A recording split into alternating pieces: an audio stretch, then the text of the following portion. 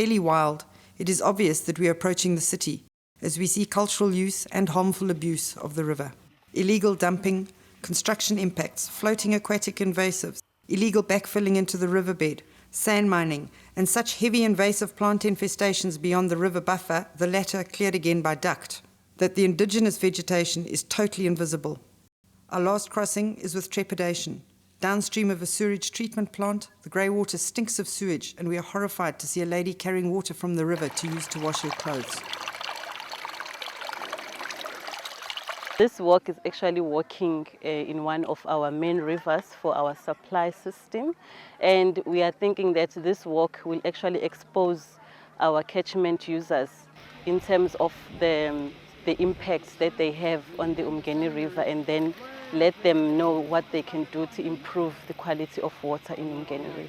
Only 10 kilometres from the estuary, the impacts intensify and multiply, with stormwater drains pouring out engine oil, sewage and litter, in addition to all the other usual impacts we have become familiar with. I'd like to know, are you at the cemetery? Must I come down to the cemetery? As we approach the North Coast Highway Bridge, the faint smell of the sea begins to waft our way, and then all our senses are assaulted by the smell of traffic fumes and rotting waste, the sight of vehicles rushing to and fro, the noise, sirens, vehicles, alarms, people, traffic. What a reminder that our journey is almost over.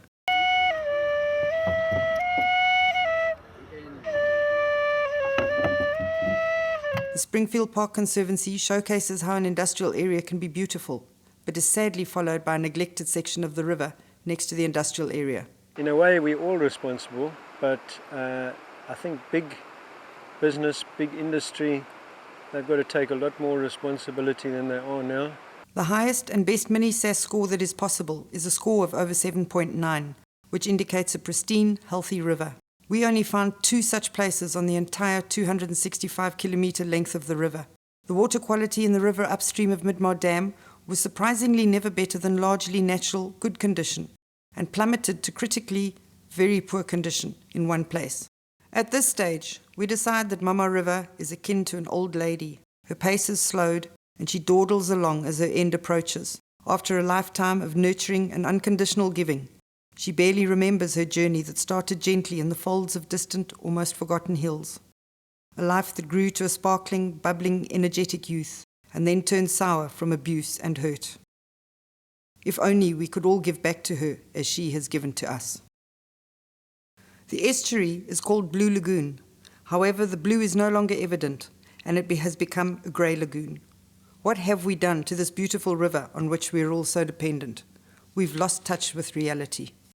The final leg beside Blue Lagoon soothes our emotions battered by the impact seen in Durban, as we are met by a wonderful, colourful group of a few hundred family, friends and supporters and well-wishers who join us for the last 2 kilometres.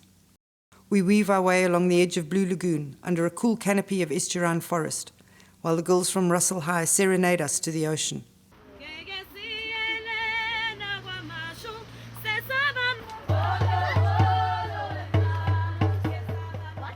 Once under the last road bridge, the sounds of the city are at last drowned out by the sound of the ocean, which grows with intensity as we near the river mouth. Suddenly we crest a small dune, and there lies the ocean, sparkling in the sunlight, ready to receive the filthy waters of the uMngeni River into her embrace. A small ceremony to pour the water collected from the river's source into the ocean signals the end of not only our journey, but also that of the uMngeni River's journey. Mama River finally finds peace with the ocean after a long, at times painful and abused journey.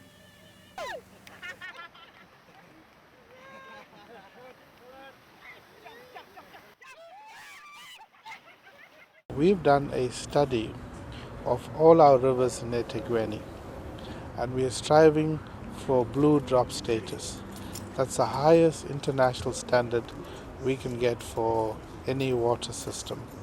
So there are some challenges with the uMngeni, but it's an important source of water, but it's also an important source for recreation and sport, where you have one of the biggest paddle ski race, the Duzi Canoe Marathon. So I think it's a very important program for us in uMngeni and to the district municipality of uMngeni and Slovo.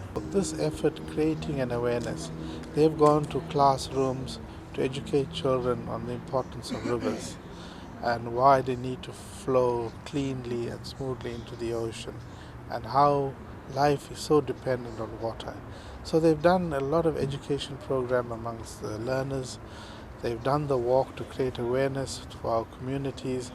These are truly environmental activists who care for our environment and who are practically doing things. The resolutions we take at the international conferences like COP17 are meaningless if we don't take bold action down at the ground level. And if we don't look after this river, it's our lifeline.